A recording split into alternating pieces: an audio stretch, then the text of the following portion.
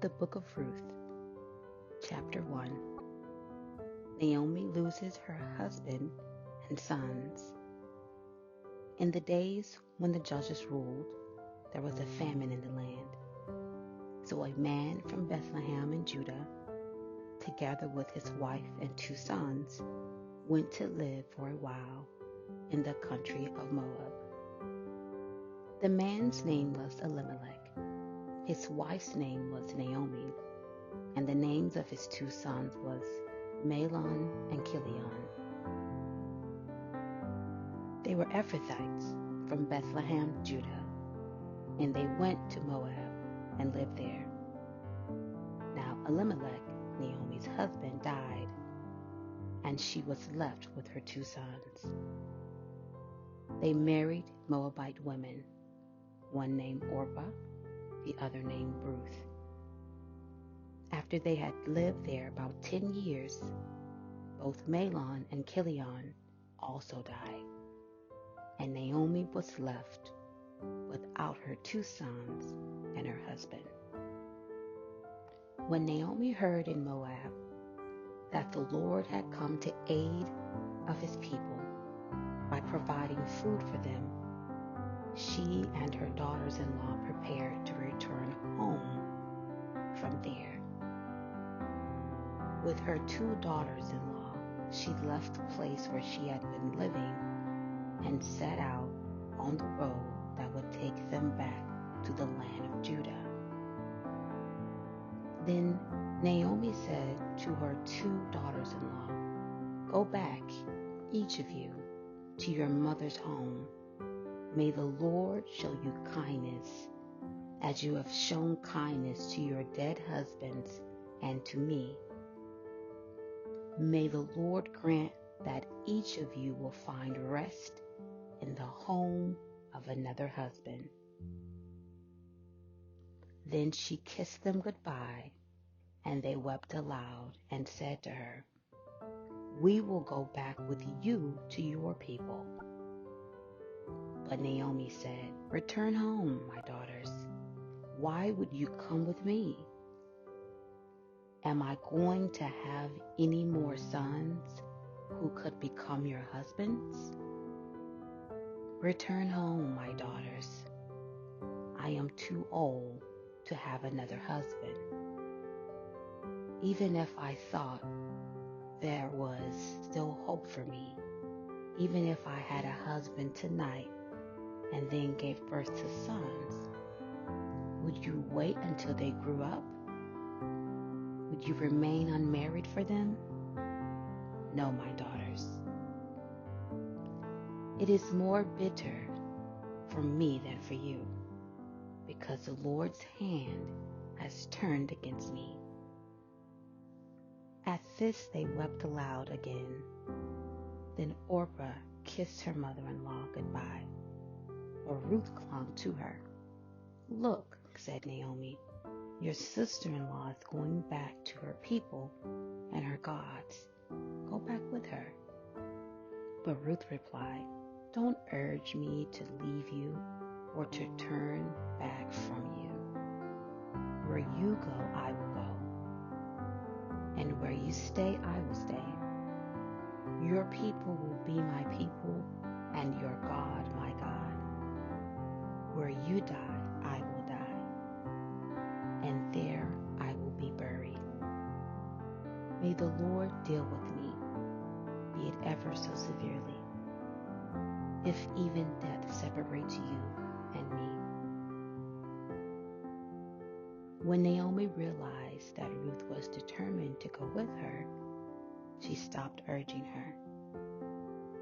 So the 2 women went on until they came to Bethlehem.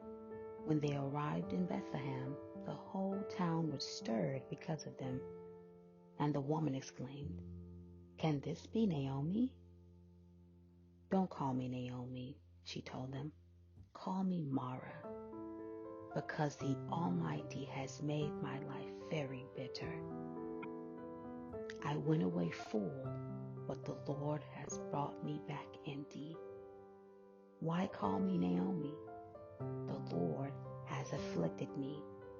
The Almighty has brought misfortune upon me. So Naomi returned to Moab, accompanied by Ruth the Moabite. Her daughter-in-law, arriving in Bethlehem as the barley harvest was beginning. Ruth Chapter 2. Ruth meets Boaz in the grain field. Now Naomi had a relative on her husband's side, a man of standing from the clan of Elimelech, whose name was Boaz.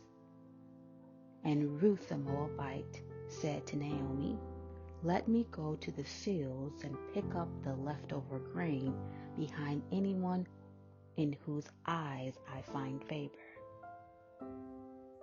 Naomi said to her, "Go ahead, my daughter." So she went out, entered a field, and began to glean behind the harvesters. As it turned out, she was working in a field belonging to Boaz, who was from the clan of Elimelech. Just then Boaz arrived from Bethlehem and greeted the harvesters. "The Lord be with you." "The Lord bless you," they answered. Boaz asked the overseer of his harvesters, "Who does that young woman belong to?" The overseers replied, "She is a Moabite who came back from Moab with Naomi." She said, "Please let me glean and gather among the sheaves behind the harvesters." She came into the field and has remained here from morning to now, except for a short rest in the shelter. So Boaz said to Ruth, "My daughter, listen to me. Don't go and glean in any other field, and don't go away from here. Stay here with the women who work for me. Watch the field where the men are harvesting, and follow along after the women. I have told the men not to lay a hand on you, and whenever you are thirsty, go and get a drink from the water jars the men have filled." At this, she bowed down with her face to the ground. She asked him, "Why have I found such favor in your eyes that you notice me, a foreigner?" Boaz replied, "I've been told all about what you have done for your mother-in-law since the death of your husband, how you left your father and your mother and your homeland and came to live with a people you did not know before. May the Lord repay you for what you have done. May you be richly rewarded by the Lord, the God of Israel, under whose wings you have come to take refuge. May I continue to find favor in your eyes, my Lord," she said. "You have put me at ease by speaking kindly to your servant, though I do not have the standing of one of your servants." At mealtime, Boaz said to her, "Come over here, have some bread, and dip it in the wine vinegar." When she sat down with the harvesters, he offered her some roasted grain. She ate all she wanted and had some left over. As she got up to glean, Boaz gave orders to his men, "Let her gather among the sheaves and don't reprimand her. Even pull out some stalks for her from the bundles and leave them for her to pick up, and don't rebuke her." She carried it back to town, and her mother-in-law saw how much she had gathered. Ruth also brought out and gave her what she had left over after she had eaten enough. Her mother-in-law asked her, "Where did you glean today? Where did you work? Blessed be the man who took notice of you." Then Ruth told her mother-in-law about the one at whose place she had been working. "The name of the man I worked with today is Boaz," she said. "The Lord bless him," Naomi said to her daughter-in-law. "He has not stopped showing his kindness to the living and the dead," she added. "That man is our close relative. He is one of our guardian redeemers." Then Ruth the Moabite said, "He even said to me, 'Stay with my workers until they finish harvesting all my grain.'" Naomi said to Ruth, her daughter-in-law, "It will be good for you, my daughter, to go with the women who work for him, because in someone else's field you might be harmed." So Ruth stayed close to the women of Boaz to glean until the barley and wheat harvests were finished, and she lived with her mother-in-law. Ruth Chapter 3. Ruth and Boaz at the threshing floor. One day Ruth's mother-in-law Naomi said to her, "My daughter, I must find a home for you, where you will be well provided for." Now Boaz, with whose women you have worked, is a relative of ours. Tonight he will be winnowing barley on the threshing floor. Wash, put on perfume, and get dressed in your best clothes. Then go down to the threshing floor, but don't let him know you are there until he has finished eating and drinking. When he lies down, note the place where he is lying. Then go and uncover his feet and lie down. He will tell you what to do. "I will do whatever you say," Ruth answered. So she went down to the threshing floor and did everything her mother-in-law told her to do. When Boaz had finished eating and drinking and was in good spirits, he went over to lie down at the far end of the grain pile. Ruth approached quietly, uncovered his feet, and lay down. In the middle of the night, something startled the man. He turned, and there was a woman lying at his feet. "Who are you?" he asked. "I am your servant Ruth," she said. "Spread the corner of your garment over me, since you are a guardian redeemer of our family." This kindness is greater than that which you showed earlier. You have not run after the younger men, whether rich or poor. And now, my daughter, don't be afraid. I will do for you all you ask. All the people of my town know that you are a woman of noble character. Although it is true that I am a guardian redeemer of our family, there is another who is more closely related than I. Stay here for the night, and in the morning, if he wants to do his duty as your guardian redeemer, good, let him redeem you. But if he is not willing, as surely as the Lord lives, I will do it. Lie here until morning." So she lay at his feet until morning, but got up before anyone could be recognized. And he said, "No one must know that a woman came to the threshing floor." He also said, "Bring me the shawl you are wearing and hold it out." When she did so, he poured into it 6 measures of barley and placed the bundle on her. Then he went back to town. When Ruth came to her mother-in-law, Naomi asked, "How did it go, my daughter?" Then she told her everything Boaz had done for her and added, "He gave me these 6 measures of barley, saying, 'Don't go back to your mother-in-law empty-handed.'"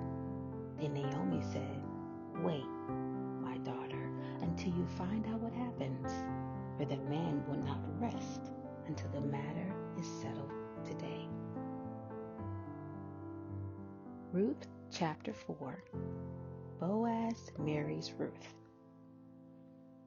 Meanwhile, Boaz went up to the town gate and sat down there just as the guardian redeemer he had mentioned came along. Boaz said, "Come over here, my friend. Sit down." So he went over and sat down. Boaz took 10 of the elders of the town and said, "Sit here." And they did so. Then he said to the guardian redeemer, "Naomi, who has come back from Moab, is selling the piece of land that belonged to our relative Elimelech. I thought I should bring the matter to your attention and suggest that you buy it in the presence of these seated here and in the presence of the elders of my people. If you will redeem it, do so. But if you will not, tell me, so I will know. For no one has a right to do it except you, and I am next in line." "I will redeem it," he said. Then Boaz said, "On the day you buy the land from Naomi, you also acquire Ruth the Moabite, the dead man's widow, in order to maintain the name of the dead with his property." At this, the guardian redeemer said, "Then I cannot redeem it because I might endanger my own estate. You redeem it yourself. I cannot do it." Now in earlier times in Israel, for the redemption and transfer of property to become final, one party took off his sandal and gave it to the other. This was the method of legalizing transactions in Israel. So the guardian redeemer said to Boaz, "Buy it yourself." And he removed his sandal. Then Boaz announced to the elders and all the people, "Today you are witnesses that I have bought from Naomi all the property of Elimelech, Chilion, and Mahlon. I have also acquired Ruth the Moabite, Mahlon's widow, as my wife, in order to maintain the name of the dead with his property, so that his name would not disappear from among his family or from his hometown. Today you are witnesses." Then the elders and all the people at the gate said, "We are witnesses. May the Lord make the woman who is coming into your home like Rachel and Leah, who together built up the family of Israel. May you have standing in Ephrathah and be famous in Bethlehem. Through the offspring the Lord gives you by this young woman, may your family be like that of Perez, whom Tamar bore to Judah." So Boaz took Ruth, and she became his wife. When he made love to her, the Lord enabled her to conceive, and she gave birth to a son. The women said to Naomi, "Praise be the Lord, who this day has not left you without a guardian redeemer. May he become famous throughout Israel. He will renew your life and sustain you in your old age. For your daughter-in-law, who loves you and who is better to you than 7 sons, has given him birth." Then Naomi took the child in her arms and cared for him. The women living there said, "Naomi has a son," and they named him Obed. He was the father of Jesse, the father of David. The Book of Ruth was read from the New International Version. Thank you for listening, and God bless you.